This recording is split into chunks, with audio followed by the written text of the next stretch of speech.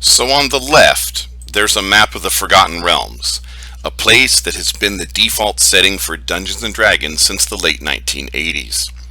On the right, there's a copy of the current player's handbook. And today I'd like to talk about how I discovered a long time ago that world building trumps game mechanic rules and how that came about. I really believe that that's more than just some opinion I have. I can prove it to you. Like it's necessary for D&D to work. So let's kind of get into this. The stage here is years and years ago when I was but a mere youngling DM. I was in my early 20s, and it was the 1990s, and I had just become a college kid.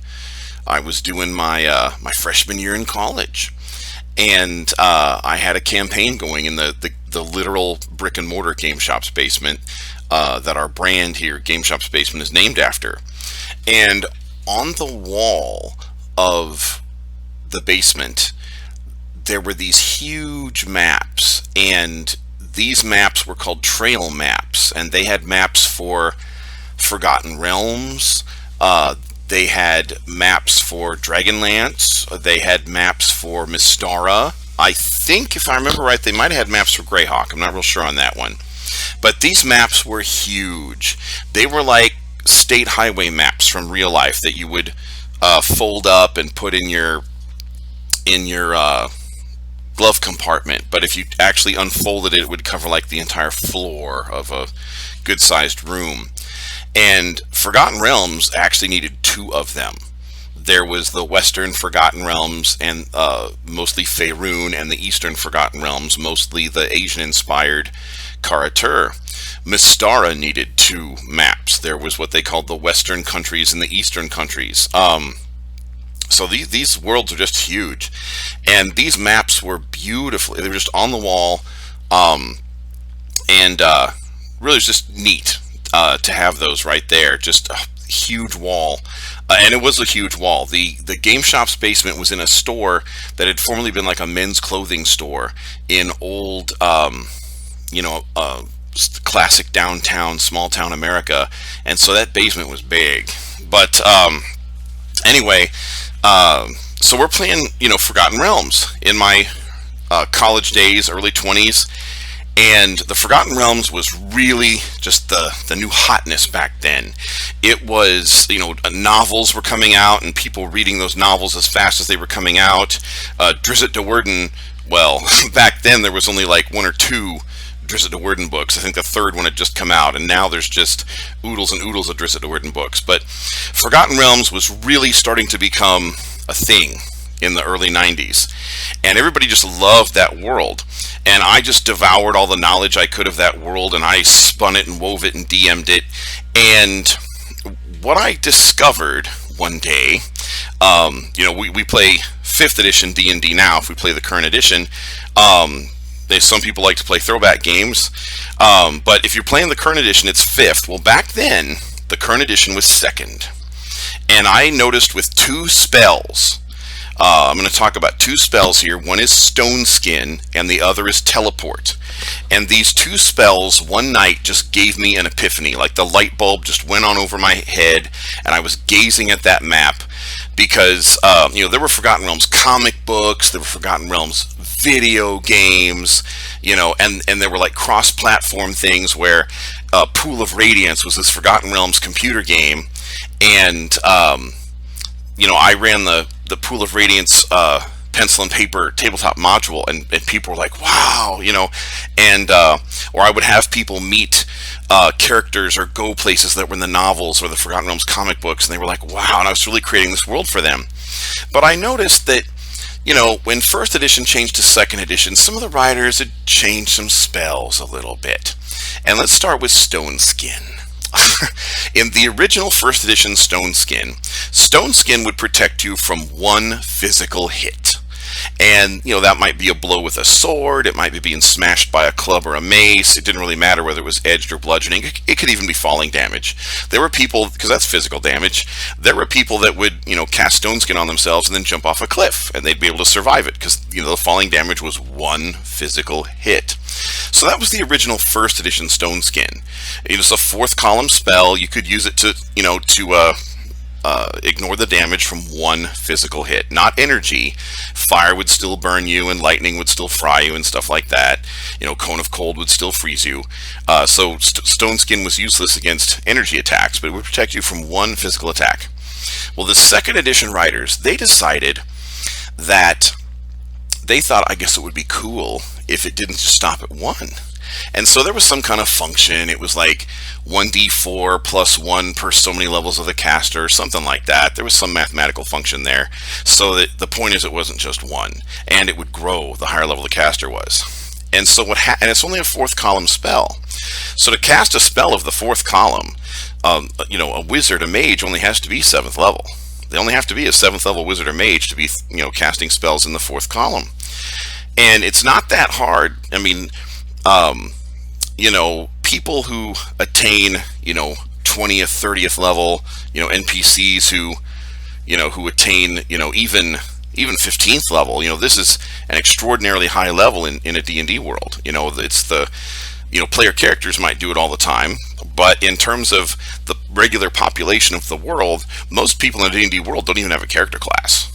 The stable boy is not a first level fighter. He doesn't have any levels of anything. The maid, the cook, the shopkeeper, most of these people don't even have one level of any adventuring class. They're commoners. So to be an adventurer is already a rare thing, and then to get to any kind of high level, that's pretty rare.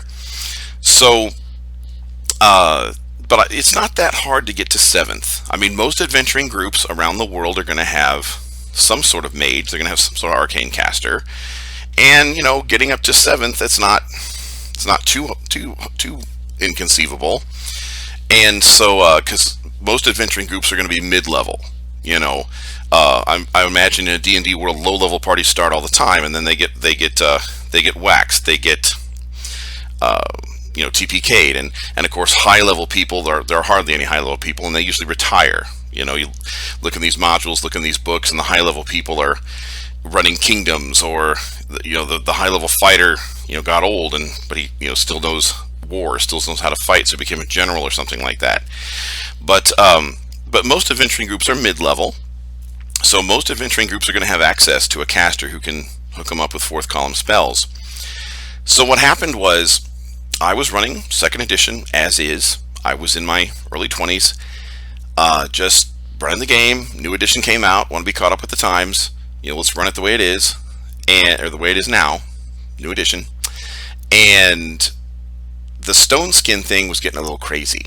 Week after week, the Stone Skin thing was getting a little crazy. Like, it got to the point where a few rounds of combat would go by before the Stone Skins were knocked off and people could actually start inflicting damage. That was, and I had NPCs casting Stone Skins on their party members, NPC party members. What's good for the player character is good for the non-player character. So it was just kind of silly that, I mean, basically somebody made a joke at the time that basically people could, two groups could come up to each other and start just slap fighting, just to get the slap, and the slaps would get rid of the Stone Skins, and then they could whip out their weapons and start doing real damage. It was just silly. And one night, one of my players said that his character reached down onto the dirt and gravel road, picked up some gravel, and threw a whole bunch of gravel pieces at his opponent, because each gravel piece would count as a different hit, and that he could knock off that person's Stone Skin all at once. And so I realized that Stone Skin had just come to dominate the game because of a poor mechanic. And I looked at that map on the wall, that map of the Forgotten Realms, very much like the map that I've put here on this YouTube video right now. And I realized that I imagined every morning when the sun came up and the sun went across that continent, and adventuring groups were waking up all across Faerun, that every party, as soon as they had a 7th level caster, it'd be like, do you have Stone Skin? Can I get some Stone Skin today? Because that's what our party was doing. Every morning the party would wake up and the caster would use all his 4th columns to put Stone Skin on the party. And I thought, this is not D&D. This is not the book that this is not the world that we read about in these books and comic books and play in these video games, and the whole world would not revolve around one stupid spell. And and then the other spell I'm going to talk about here is teleport. So in second edition, the rules got a little bit loosey-goosey about being able to teleport more easily to places you'd never been, places that you couldn't intimately visualize because you'd never been there. And people started talking one night about what would happen if an assassin could teleport in behind a king's throne and just backstab them through their throne. And one of the big kings at the time in the novels and stuff was King Azone of Cormier. And of course I had in a book I had stats about his throne room and everything, and he was one of the richest kings in Faerun, and he could afford to have magical protections for his throne and everything. And standing right next to his throne there's his personal 14th level wizard, and stuff like that. But I was thinking that not every country is a superpower. Not every country can afford to do this for their ruler, for their head of state. And I thought that if it was possible for assassins to just teleport in behind somebody's throne and stab them through the throne, then Faerun, the Forgotten Realms, this beautiful map that I was looking at, this world that everybody was rocking out to and enjoying, this world would not exist, because kingdoms would literally rise and fall within days of each other.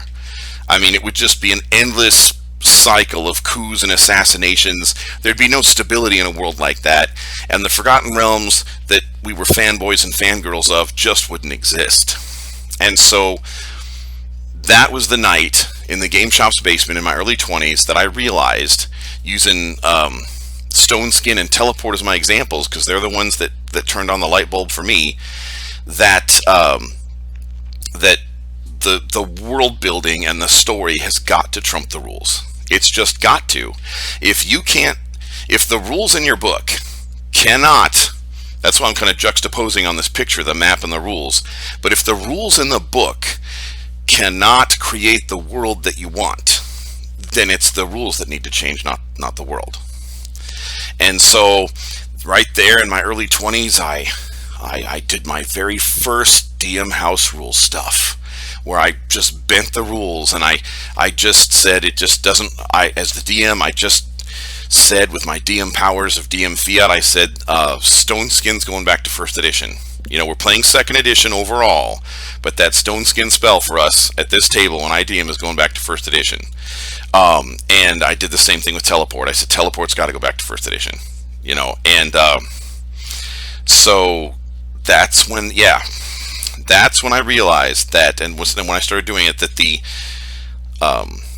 world and your story has to come first. The rules are supposed to support your world. If the rules can't support your world the way it is, then the rules need to change. So that was a big DMing epiphany for me. Let me know what you guys think. Wherever you see this video, you can make comments on Facebook, YouTube, or any other social media place where you see this.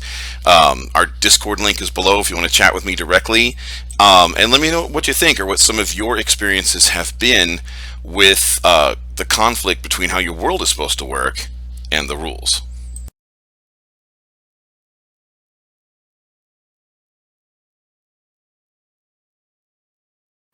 So right now I'm sitting outside on a patio making D&D videos as part of what I do to get paid. I'm a professional game master, and if you're a game master and you've thought of making some money at it, you can too. We have at the Game Shop's basement a 7 days to Pro GM course that teaches in 7 lessons what took me 50 days to do, to build up my business to the point where I don't need my job anymore. So that's kind of exciting. Or maybe you just want to make a little extra money, have a little bit of a diverse income stream. That's kind of a smart thing to do these days with the world being all crazy. Or you might want something that you can work from home without having to go anywhere. Well, check into Pro DMing. So at GameShopsBasement.com, at the top of the webpage, we've got a banner that will take you to a page where you can learn more information about the 7 days to Pro GM course. And it's fun. It's exciting. Check it out.